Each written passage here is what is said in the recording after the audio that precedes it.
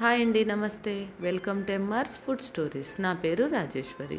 ఈరోజు మన ఎంఆర్స్లో చాలా టేస్టీ అండ్ హెల్దీ రెసిపీని చూపించబోతున్నానండి. హెల్దీనే కాదు, చాలా క్విక్గా కూడా చేసేసుకోవచ్చు అనమాట.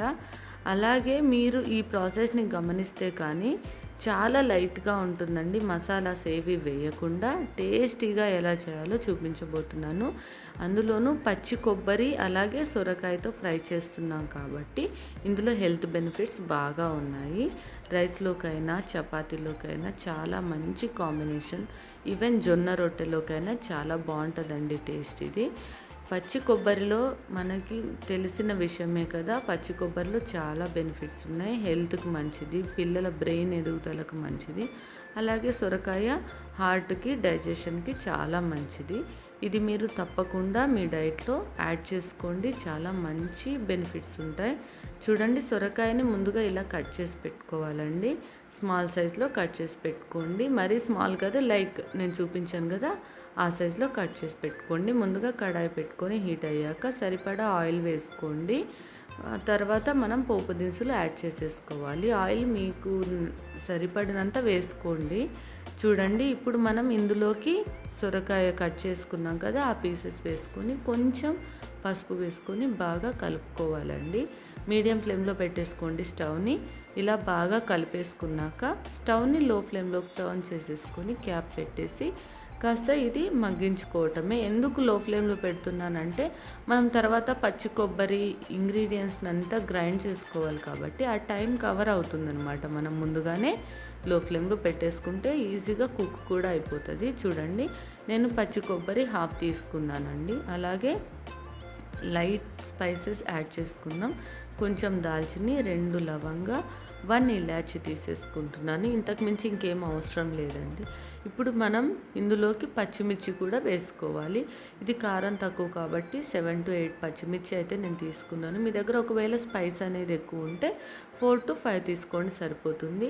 ముందుగా కొబ్బరిని బాగా కడిగేసుకొని ఇలా స్మాల్ సైజులో కట్ చేసి పెట్టుకోండి. ఈ స్పైసెస్ని కూడా యాడ్ చేసేసుకొని కొన్ని వాటర్ని యాడ్ చేసేసుకొని బాగా మెత్తని పేస్ట్ లాగా గ్రైండ్ చేసేసుకోవాలి. ఎందుకంటే కొబ్బరి కదా, సో మెత్తగా గ్రైండ్ చేసేసుకోండి. చూడండి, ఈ కన్సిస్టెన్సీ వస్తే సరిపోతుంది. చూసారా? సో మీకు ఒకవేళ ఇలా తినడం ఇష్టం లేకపోతే కొబ్బరి పాలను తీసేసుకొని కూడా మీరు ఫ్రై చేసేసుకోవచ్చు. ఇప్పుడు నేను పచ్చిమిర్చిని తీసేసుకొని వేసుకున్నాను. ఇలా మధ్యలోకి కట్ చేసి వేసుకుంటే ఈజీగా గ్రైండ్ అవుతుంది. మరి మెత్తని పేస్ట్ లాగా మిర్చిని చేయొద్దు, కోర్స్ లాగా గ్రైండ్ చేయండి. జస్ట్ 2 to 3 పల్స్ ఇవ్వండి, సరిపోతుంది. ఇప్పుడు మనం సొరకాయ వేగిందో లేదో చెక్ చేసుకుందాం. చూడండి, సొరకాయ బాగా ఫ్రై అయింది. ఇప్పుడు మనం ఈ సొరకాయలోకి ఇప్పుడు మనం గ్రైండ్ చేసి పెట్టుకున్నాం కదా కొబ్బరి పేస్ట్, అది మొత్తం వేసేసుకోవాలి. ఇలా మొత్తం వేసేసుకున్న తర్వాత బాగా మిక్స్ చేసుకోవాలి. సరిపడా సాల్ట్ వేసేసుకొని ఇందులోకి బాగా మిక్స్ చేసేసుకోండి. ఇందులోకి మనం వేరే ఇంకేమీ యాడ్ చేయడం లేదు. జస్ట్ మనం ఈ కొబ్బరి పేస్ట్లోనే సొరకాయ మెత్తగా బాయిల్ అయిపోయి పచ్చివాసన పోయేంత వరకు వేపుకోవాలి. ముందుగానే మీరు అడుగు మందంగా ఉన్న గిన్నె తీసేసుకోండి. ఎందుకంటే ఇది కొబ్బరి వేసాం కదా, త్వరగా అడుగు పట్టే ఛాన్స్ ఉంటుంది కాబట్టి మందపాటి కడాయి అయితే చాలా బాగా ఫ్రై అవుతుంది. టేస్ట్ కూడా బాగుంటుంది. చూసారా? సరిపడా ఉప్పు వేసుకొని బాగా కలిపేసుకొని క్యాప్ క్లోజ్ చేసుకుందాం. ప్రతి 5 మినిట్స్కి ఒకసారి చెక్ చేస్తూ ఉండండి. కరెక్ట్గా 15 మినిట్స్కి మనకి ఫ్రై అనేది రెడీ అయిపోతుంది. చూడండి, కొబ్బరిలో ఉన్న వాటర్ మొత్తం ఎగిరిపోయి ఇలా పొడిగా తయారవుతుందనమాట. మీకు అరోమా కూడా అర్థమైపోతుంది, ఫ్రై రెడీ అయిపోయినట్టేనండి. చూసారా? ఇలా అయిపోయినప్పుడు మనం ఒక్కసారి టేస్ట్ చెక్ చేసేసుకోండి.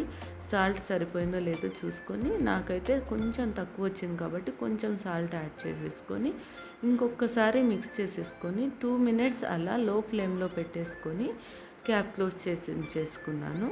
అంతేనండి. ఇంతకు మించి ఇంక ఇందులో ఏమి యాడ్ చేయాల్సిన పని లేదు. చాలా కొత్తగా ఉంటుందండి. టేస్ట్ మాత్రం సూపర్ టేస్టీగా ఉంటుంది. ఎలాంటి మామూలుగా నేను చెప్తున్నాను కదా, కొత్తిమీర, కరివేపాకు ఇది ఏది వేయలేదు కదా. సో మీరు ఇది తప్పకుండా ట్రై చేయాల్సిన రెసిపీ. చాలా ఫాస్ట్గా అయిపోతుంది. పిల్లలు కూడా ఇలా ప్లెయిన్గా ఇష్టంగా తినేస్తారు. మనకు కూడా చాలా బాగా అనిపిస్తుంది. మామూలుగా మనం వైట్ రైస్లో కలుపుకొని తినేయచ్చు, వేరే కర్రీ కూడా అవసరం లేదు. పప్పులోకి కూడా కాంబినేషన్ బాగుంటుంది ఇది. అంతేనండి. స్టవ్ ఆఫ్ చేసేసుకొని మనం సర్వ్ చేసేసుకో. ఇలా మీరు టేస్ట్ చేస్తే కనుక ఎప్పుడు చేసినా ఈ ప్రాసెసే చేయాలనుకుంటారు.